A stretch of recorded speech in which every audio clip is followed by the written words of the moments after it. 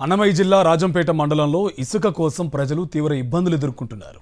కూచువారిపల్లి సచివాలయం వద్ద అధికారులు ఏర్పాటు చేసిన ఇసుక బుకింగ్ కౌంటర్ వద్ద తోపులాట చోటు చేసుకుంది. చెయ్యేరు నదిలోని బుడిగుంటపల్లి వద్ద 3 ఇసుక క్వారీలను ఇటీవల మంత్రి ప్రసాద్ రెడ్డి ప్రారంభించారు. ఈ మేరకు బాలరాజుపల్లి వద్ద ఇసుక డంపును ఏర్పాటు చేశారు. ఇసుక బుకింగ్ కోసం సచివాలయం వద్ద ప్రజలు ఉదయం 7 గంటల నుంచి పడిగాపులు కాస్తున్నారు. రోజువారీ బుకింగ్లు అయిపోవడంతో రేపటికి బుకింగ్ టోకెన్ల కోసం క్యూలైన్లో ప్రజలు నిలబడ్డారు. రోజుకు 500 టన్నుల పరిమితి, 20 ట్రాక్టర్లు, 20 టిప్పర్లకు అనుమతి మాత్రమే ఉంది. కౌంటర్లో టికెట్లు బుకింగ్ చేయకుండానే బ్లాక్ మార్కెట్లో తరలించకపోతున్నారని ఆరోపణలు చేస్తున్నారు స్థానికులు. రేపటికి కూడా ముందు రోజే బుకింగ్ అయిపోవడంతో ఆగ్రహం వ్యక్తం చేస్తున్నారు. పోలీసులు వచ్చి పరిస్థితిని చక్కదిద్దారు. ఇసుకను రాజకీయ నాయకుల అండదండలతో అమ్ముతున్నారని ప్రజలు విమర్శిస్తున్నారు.